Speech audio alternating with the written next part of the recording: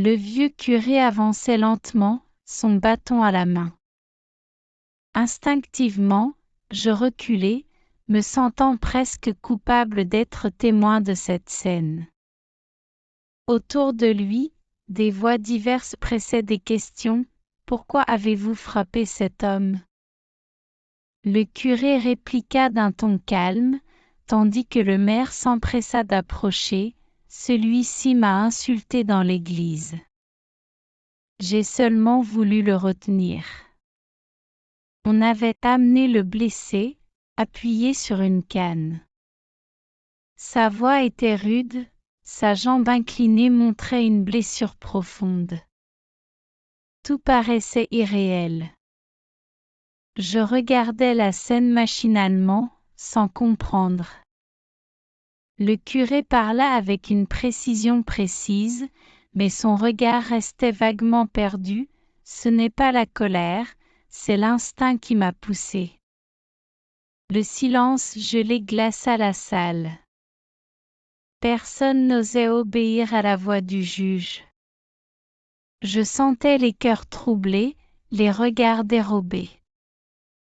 Le curé, baissant les siens, montra du doigt la huche près du buffet, là gisait le bout de son bâton cassé.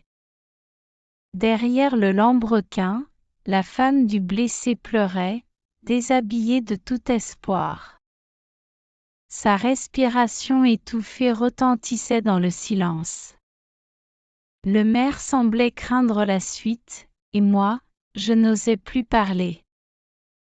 Le juge annonça, « Il y aura un procès. » Dehors, on dressait déjà un échafaudage pour les réparations de l'église, symbole de honte plus que de peine. Le curé leva les mains, « Je jure, je n'ai voulu blesser personne. » Son regard se posa sur l'homme estropié, et, dans un souffle, il ajouta, « Que Dieu me pardonne, si mon cœur a failli. » Le vieux curé avançait lentement, son bâton à la main. Instinctivement, je reculai, me sentant presque coupable d'être témoin de cette scène. Autour de lui, des voix diverses pressaient des questions. « Pourquoi avez-vous frappé cet homme » Le curé répliqua d'un ton calme, tandis que le maire s'empressa d'approcher. « Celui-ci m'a insulté dans l'église. J'ai seulement voulu le retenir. » On avait amené le blessé, appuyé sur une canne. Sa voix était rude, sa jambe inclinée montrait une blessure profonde. Tout paraissait irréel. Je regardais la scène machinalement, sans comprendre. Le curé parla avec une précision précise, mais son regard restait vaguement perdu. « Ce n'est pas la colère, c'est l'instinct qui m'a poussé. » Le silence gelé glaça la salle. Personne n'osait obéir à la voix du juge. Je sentais les cœurs troublés, les regards dérobés. Le curé, baissant les siens, montra du doigt la huche près du buffet, là gisait le bout de son bâton cassé. Derrière le lambrequin, la femme du blessé pleurait, déshabillée de tout espoir.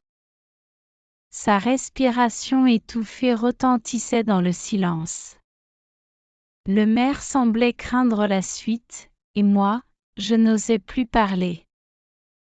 Le juge annonça, « Il y aura un procès. » Dehors, on dressait déjà un échafaudage pour les réparations de l'église, symbole de honte plus que de peine. Le curé leva les mains, « Je jure, je n'ai voulu blesser personne. » Son regard se posa sur l'homme estropié, et, dans un souffle, il ajouta, « Que Dieu me pardonne, si mon cœur a failli. »